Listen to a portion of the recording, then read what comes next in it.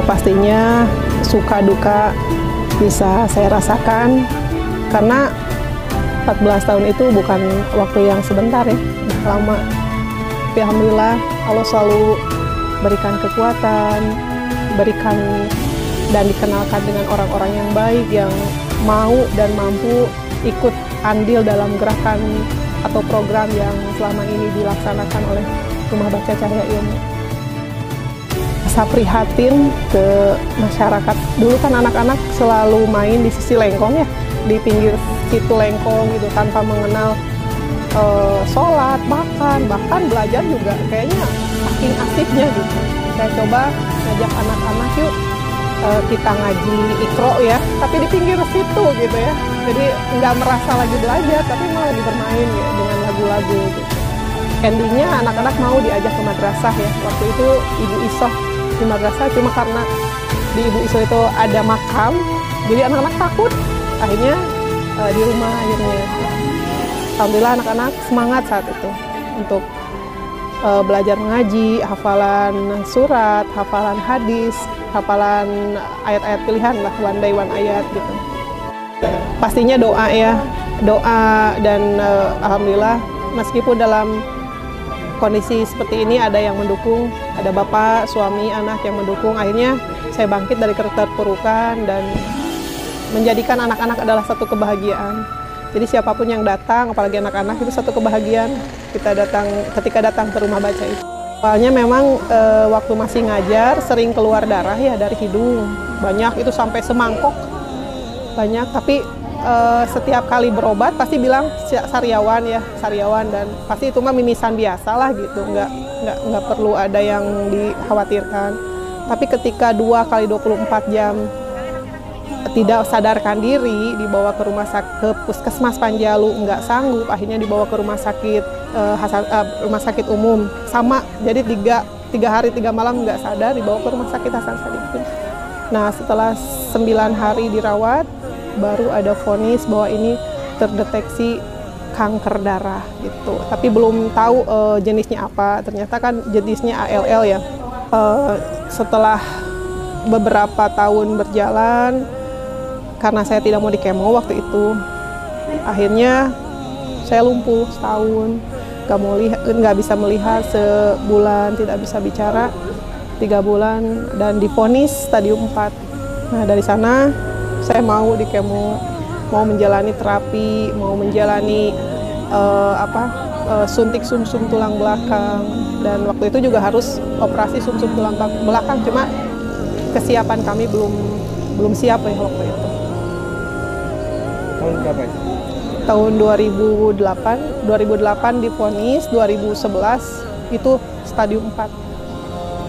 Bagaimana cara bertahan dengan leukemia ini?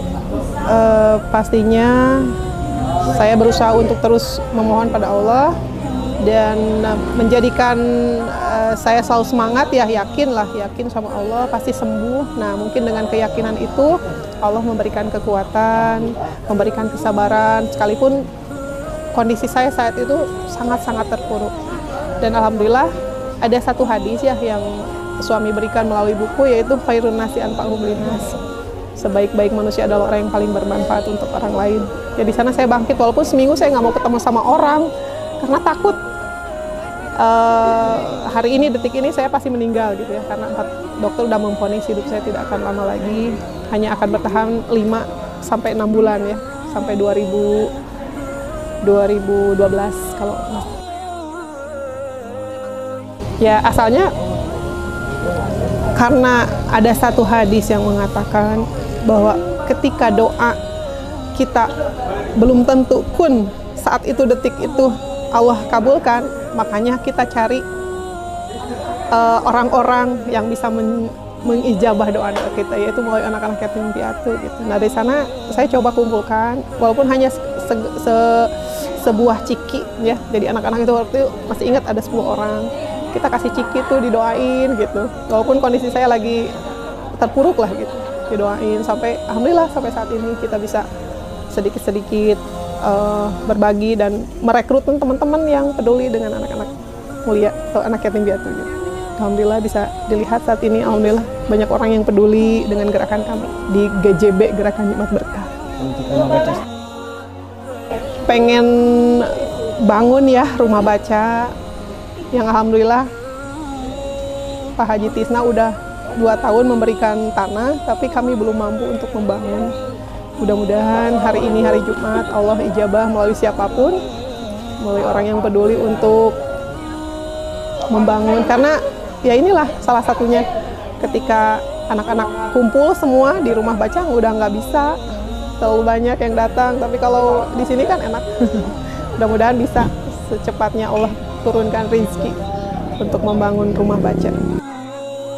pikiran untuk penyerah gitu dengan rumah baca ini, pernah nggak? Pernah ketika punten ya, dalam 10 tahun terakhir, 10 tahun berdiri kan kita berjuang, hanya aku, suami dan anak ya yang berjuang, yang lainnya juga ngapain, capek-capek, kamu kan sakit.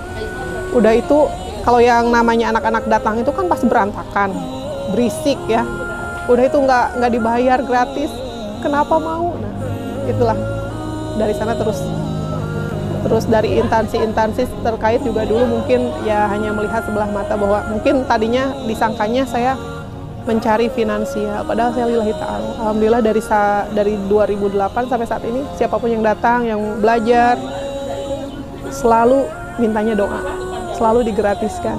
Karena saya tidak bisa memberikan harta apapun, tapi mudah-mudahan keberkahan yang bisa saya berikan untuk mereka dengan keberadaan Rumah Baca Cahaya Ilmu itu.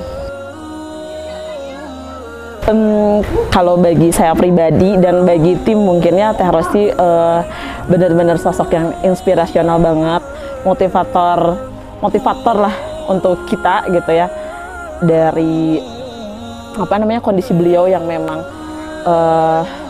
bisa dibilang minim, tapi beliau masih tetap mau berjuang, bahkan sudah lebih dari 10 tahun masih berjuang untuk dirinya sendiri, untuk keluarga, untuk masyarakat gitu. Sehingga kami yang dari Tasik pun tergerak jauh-jauh, hampir tiap pekan kesini untuk support Teh Rosti.